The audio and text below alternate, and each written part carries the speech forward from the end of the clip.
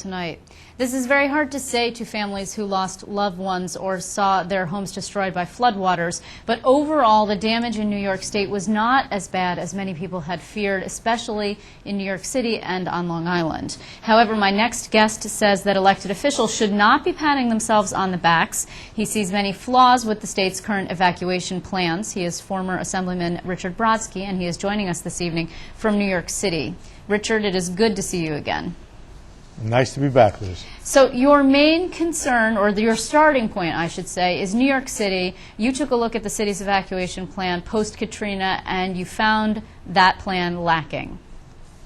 Well, after Katrina, I did something that no one had done for a number of years, which is read the New York City plan. Remember, Mike Bloomberg had been mayor for 3 years, and the document itself said on the cover, Rudolph Giuliani, mayor. No one had read the plan or adapted after Katrina.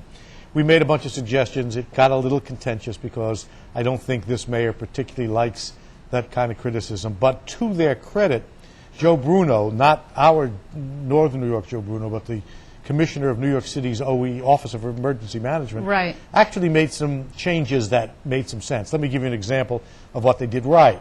At the time of we looked at it, the plan for evacuating the medically fragile, people in nursing homes, was bizarrely out of touch. It was Katrina-like in its outcomes. They didn't have enough transportation. In parts of Queens, the plan was for one nursing home to evacuate to another nursing home. There was no plan if both nursing homes had to evacuate. The city did a pretty good job, with the help of the State Department of Health, to improve that. And the single best thing that happened in the New York area was the handling of the medically fragile folks in those particular low-lying areas. Richard. But the other, I'm sorry. Well, let me just interject for 1 second. I mean, do you believe that part of the problem here was that nobody really believed or thought in any serious way that a flooding incident of the level that we believed was going to happen in New York City would actually occur? Is that why they never read that thing? No, I don't think so. I think the failures in the plan in New York City were things, I think they just made mistakes.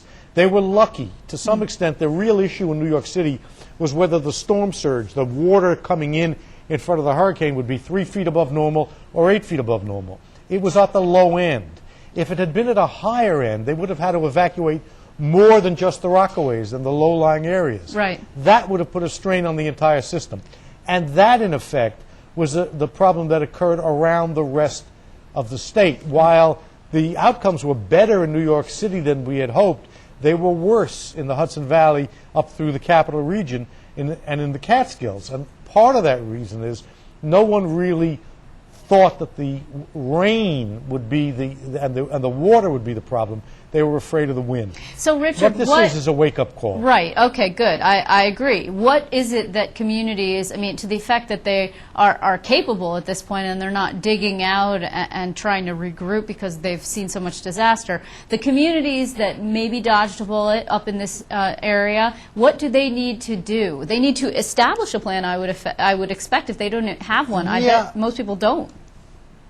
Some do, some don't. They haven't been looked at. They haven't been seriously treated. They haven't been coordinated. Right. And I think look, we've been lucky. We've been lucky repeatedly. We've been lucky with hurricanes. We've been lucky with other kind of disasters. We've even been lucky with Indian Point.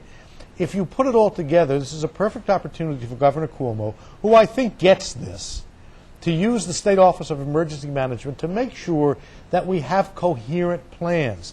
Not just for the medically fragile, and not just for the competent, rich, and wealthy who know how to move themselves out, but for the great bulk of people who won't know what to do or how to do it when the emergency hits. Right. There's a gap. That gap can be filled.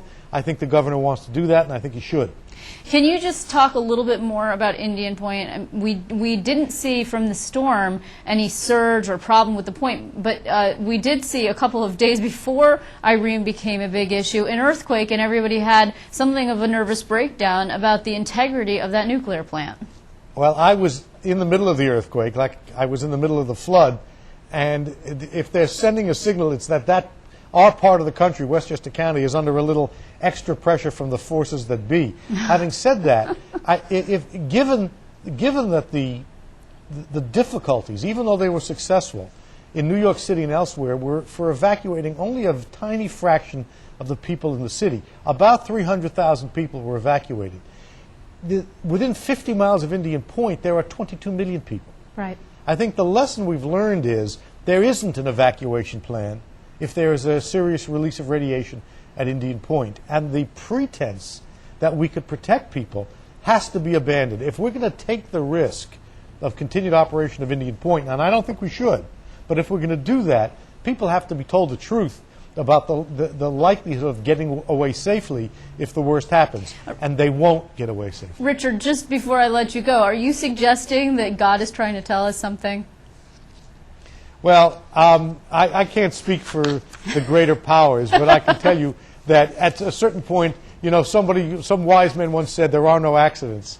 At some point, something's going on, and we ought to try to figure out what it is. I think we need to improve ourselves in every way, public officials, the public, and journalists too, Liz. Yes, well, I will take heed to that recommendation, Mr. Brodsky. I appreciate your time. As always, it is good to see you. Thanks so much. My pleasure.